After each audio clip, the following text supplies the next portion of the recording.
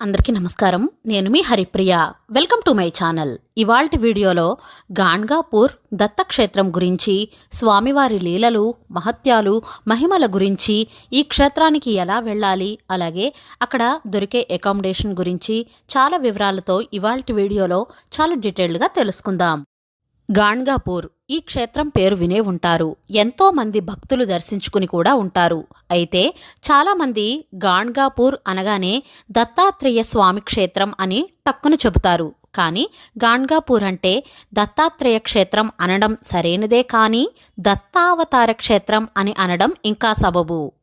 ఎందుకంటే ఇక్కడ నిర్గుణ పాదుకల రూపంలో భక్తులను అనుగ్రహిస్తూ ఉన్నది సాక్షాత్ దత్తాత్రేయుని రెండవ అవతారమైన శ్రీ నృసింహ సరస్వతి స్వామివారు. కాషాయాన్ని ధరించిన చిదానంద రూపం, కమండలాన్ని చేతపట్టిన కరుణావతారం, భూమిపై నడయాడిన కలియుగ దత్తావతారం శ్రీ నృసింహ సరస్వతి స్వామివారు. శ్రీగురు చరిత్ర గ్రంథాన్ని పారాయణం చేసేవారికి శ్రీగురు నృసింహ సరస్వతి అవతారం గాథ సుపరిచితమే. దత్తాత్రేయ స్వామివారు కలియుగంలో అవతరించిన మొదటి అవతారం శ్రీపాద శ్రీవల్లభ స్వామివారు కాగా, రెండవ అవతారం శ్రీ నృసింహ సరస్వతి స్వామివారు. మహారాష్ట్ర, కన్నడ ప్రాంతాల్లో అనేక ప్రదేశాల్లో శ్రీ నృసింహ సరస్వతి పాదస్పర్శతో, మహిమలతో పునీతమయ్యాయి. దత్తాత్రేయుని రెండవ అవతారమైన శ్రీ నృసింహ సరస్వతి స్వామి 1378వ సంవత్సరంలో పుష్యశుద్ధ విధియనాడు జన్మించారు.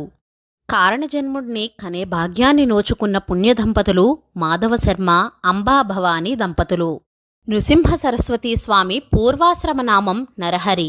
ఈయన జన్మస్థలం ప్రస్తుతం మహారాష్ట్రలోని వాసిన్ జిల్లాలో ఉన్న కారంజలార్డ్ అనే క్షేత్రం. నృసింహ సరస్వతి స్వామివారు నరహరిగా బాల్యాన్ని గడిపిన గృహాన్ని ఇప్పటికీ మనం దర్శించుకోవచ్చు. స్వామివారి తర్వాతి తరం వారు ఆ గృహాన్ని ఇప్పటికీ కూడా పరిరక్షిస్తూ ఉన్నారు.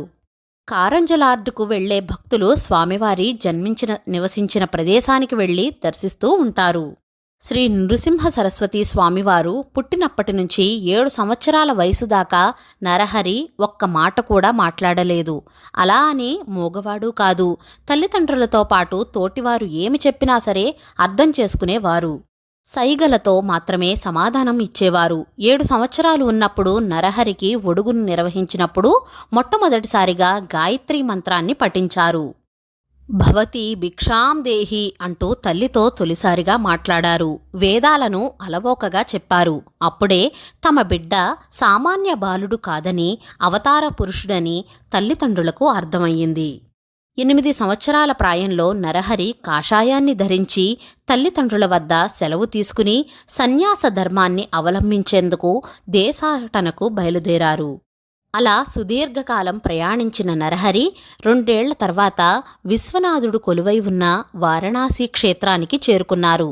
అక్కడ ఆయనకు శంకరాచార్యుల పరంపరలోని ఒక అద్భుత యోగిని కలుసుకునే భాగ్యం లభించింది. ఆయనే శ్రీకృష్ణ సరస్వతి. శ్రీకృష్ణ సరస్వతి అనుజ్ఞ మేరకు ఆయన్నే గురువుగా స్వీకరించాడు నరహరి. శ్రీకృష్ణ సరస్వతి స్వామివారు నరహరికి సన్యాసాశ్రమాన్ని అనుగ్రహించి శ్రీ నృసింహ సరస్వతి అనే పేరును ఇచ్చారు. నాటి నుంచి నరహరి నృసింహ సరస్వతిగా పేరు పొందారు. వారణాసిలో శిష్యరికం పూర్తయిన అనంతరం శ్రీ నృసింహ సరస్వతి అనేక దివ్యక్షేత్రాలు సందర్శించారు. 31 సంవత్సరాల అనంతరం, అంటే స్వామికి 39 సంవత్సరాలు ఉన్నప్పుడు తన జన్మస్థలమైన లార్డ్ కరంజకు తిరిగి వచ్చారు. తన తల్లిదండ్రులతో పాటు పరివారాన్ని ఆశీర్వదించి తీర్థయాత్రలకు బయలుదేరారు. అనేక దివ్యక్షేత్రాలు దర్శిస్తూ మహారాష్ట్రలోని ఔదుంబర్ క్షేత్రానికి చేరుకున్నారు. ఈ క్షేత్రానికి అడుగుపెట్టిన తర్వాతే శ్రీ నృసింహ సరస్వతి అవతార లీలా వైభవం జగద్విఖ్యాతిగాంచింది. ఔదుంబర్ అంటే మేడి చెట్టు. మేడి చెట్టు సాక్షాత్ దత్తస్వరూపం. మహారాష్ట్రలోని సాంగ్లీ జిల్లాలో ఉన్న ఈ క్షేత్రంలో ఓ మేడు చెట్టు కింద శ్రీ నృసింహ సరస్వతి స్వామివారు ఏడాది పాటు బస చేసి చాతుర్మాస దీక్షను చేశారు. ఈ క్షేత్రంలోనే జగన్మాత భువనేశ్వరీదేవి ఆలయం కూడా ఉంది.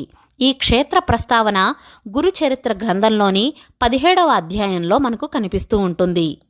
ఇక్కడ మందబుద్ధి గల ఒక బాలునికి భువనేశ్వరీదేవి అనుజ్ఞ మేరకు స్వామి జ్ఞానాన్ని అనుగ్రహించారు. ఔదుంబర్ క్షేత్రానికి వెళ్లి భక్తులు మేడు చెట్టుతో పాటు స్వామివారి దివ్య పాదుకలను కూడా దర్శించుకోవచ్చు. ఔదుంబర్ క్షేత్రం నుండి శ్రీ నృసింహ సరస్వతి స్వామివారు నరసోబావాడి క్షేత్రానికి చేరుకున్నారు. మహారాష్ట్రలోని కొల్హాపూర్ జిల్లాలో కృష్ణానదీ తీరాన ఉన్న నరసోబావాడి క్షేత్రం ఔదుంబర్కు 46 కిలోమీటర్లు, మహాలక్ష్మీదేవి కొలువై ఉన్న కొల్హాపూర్ క్షేత్రానికి 40 కిలోమీటర్ల దూరంలో ఉంది. ఈ క్షేత్రంలో స్వామివారు 12 ఏళ్ల పాటు నివసించారు. నృసింహ సరస్వతి లీలా వైభవంతో నిత్యం అలరారుతూ ఉంటుంది నరసోబావాడి. ఇక్కడ కూడా స్వామివారి దివ్యపాదాలు దర్శనమిస్తాయి. నరసోబావాడిలో దివ్యపాదాలకు అభిషేకాలు, అర్చనలు నిర్వహిస్తూ ఉంటారు. భక్తి శ్రద్ధలతో ఏమి కోరుకున్నా నెరవేరుతుందని భక్తుల ప్రగాఢ విశ్వాసం. ఈ క్షేత్రంలో మరణించిన ఒక బాలుణ్ణి బతికించి ఓ భాగ్యురాలి గర్భశోకాన్ని తీర్చారు. నరసోబావాడిలో పుష్కరకాలం ఉపాసన అనంతరం జగద్గురు శ్రీ నృసింహ సరస్వతి స్వామి తన అసలైన గమ్యానికి చేరుకున్నారు. అదే భీమా అమరజ సంగమ క్షేత్రం అయిన గాణుగాపూర్. గురు మహత్యాలకు కేంద్రస్థానం. గురు చరిత్రలోని 22వ అధ్యాయం నుంచి గాణ్గాపూర్లో ప్రస్తావన కనిపిస్తూ ఉంటుంది. వట్టిపోయిన గేదెకు పాలు వచ్చేలా చేయడం మొదలుకొని ఎన్నో మహిమలు చూపారు. త్రివిక్రమ భారతి అనే సాధువుకు వేలాది యోగుల రూపంలో దర్శనమిచ్చారు. విద్యావంతులైన పండితులకు ఒక పామరుని ద్వారా జ్ఞానోదయం ఇచ్చారు. మరణించిన భర్తకు తిరిగి జీవం పోసి ఓ భక్తురాలి సౌభాగ్యాన్ని పునరుద్ధరించారు. భాస్కర శర్మ అనే భక్తుడికి పిడికెడు బియ్యంతో ఊరంతటికీ అన్నసంతర్పణ చేయించారు. గంగాబా అనే 60 ఏళ్ల పండు ముసలికి సంతానాన్ని అనుగ్రహించారు. ఎండు పుల్లలను మేడి చెట్టుగా చిగురింపజేసి నరహరి శర్మ అనే భక్తుడి కుష్ఠురోగాన్ని కూడా పోగొట్టారు. నంది శర్మ అనే భక్తుడికి అమరజా నదిలో స్నానం చేయించి అతడికి ఉన్న సమస్త రోగాలు తగ్గించారు. ధనత్రయోదశి రోజున ఒకేసారి 7 గ్రామాలకు వెళ్లి భిక్షను స్వీకరించారు. పర్వతీశుడు అనే భక్తుడి బీడు పొలంలో ధాన్యపు సిరులు కురిపించారు. ఒక ముస్లిం రాజుకు నేనే శ్రీపాద శ్రీవల్లభుని అని నిరూపించి పూర్వజన్మ స్మృతిని కలుగజేయడం. ఇలా చెప్పుకుంటూ పోతే శ్రీ నృసింహ సరస్వతి స్వామివారి లీలలు అనేకం. శ్రీ నృసింహ సరస్వతిని సేవించి తరించిన సాయందేవుడు అనే భక్తుడి తర్వాత తరంవారు స్వామివారి లీలలను గ్రంథస్థం చేసి గురుచరిత్రగా లోకానికి అందించారు. గాణ్గాపూర్లో గురుచరిత్ర పారాయణ చేసేందుకు భక్తులు వెళుతూ ఉంటారు. భీమా అమరజ నదుల సంగమం తీరాన ప్రతినిత్యం వందలాది మంది గురుచరిత్ర నిత్యపారాయణను చేస్తూ ఉంటారు. గాణ్గాపూర్ క్షేత్రంలో 24 సంవత్సరాల పాటు అనేక మహత్యాలను చూసిన శ్రీ నృసింహస్వామివారు 1459 సంవత్సరం మాఘ బహుళ పాడ్యమి రోజున అవతార సమాప్తిని గావించారు. అయితే ఆయన గాణ్గాపూర్లో కాకుండా శ్రీశైల జ్యోతిర్లింగ క్షేత్రానికి వెళ్లి అంతర్ధానం అయ్యారు.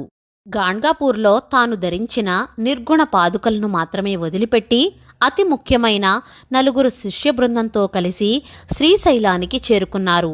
భక్తులు చూస్తూ ఉండగానే ఓ పూల పడవలో కృష్ణానది మధ్యలో ఉన్న కదలీవనం అనే ప్రదేశం వైపు పడవను పోనిచ్చారు. ఆ ప్రదేశం వైపు వెళుతూ అంతర్ధానమవ్వడం ఆ 4 భక్తులు మాత్రమే దర్శించారు.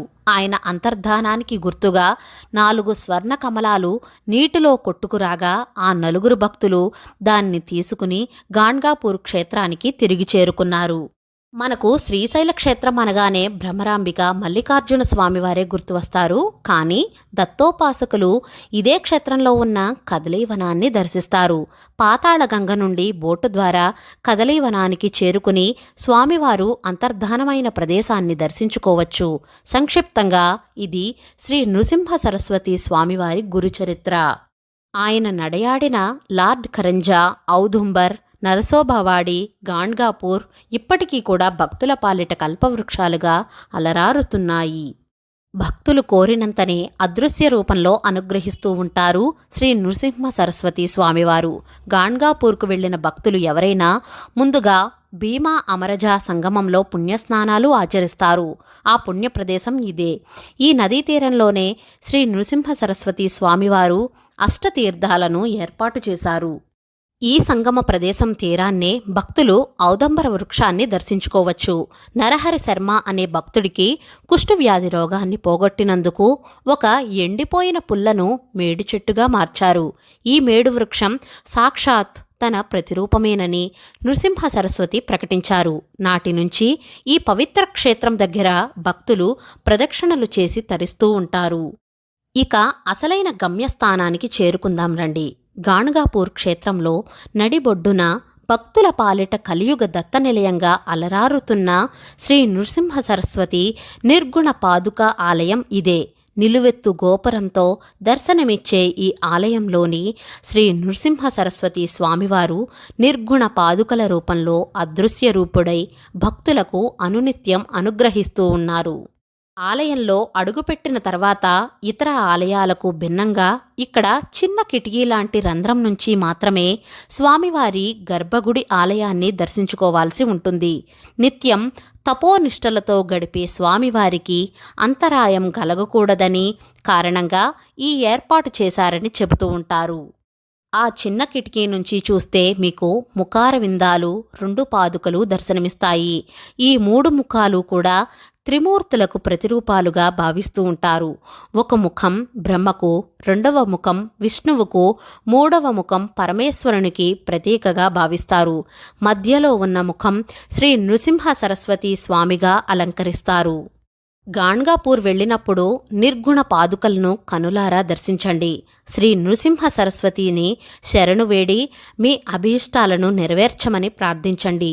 ఇక్కడ మీరు గమనిస్తే స్వామివారి నిర్గుణ పాదుకలు ఎరుపు రంగులో కనిపిస్తాయి. ఈ నిర్గుణ పాదుకలను ఎలాంటి అభిషేకాలు చేయరు.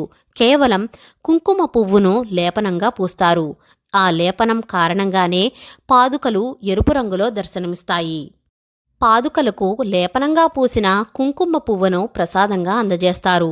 గాణగాపూర్ క్షేత్రంలో ఆ కుంకుమ పువ్వు లేపనమే మహాప్రసాదం. స్వామివారి నిర్గుణ పాదాల వద్ద ఒక స్ఫటిక శివలింగాలను ఏర్పాటు చేసి ఉంటారు. ఆ స్ఫటికలింగానికి ప్రతిరోజు తెల్లవారుజామున అభిషేకాలు నిర్వహిస్తారు.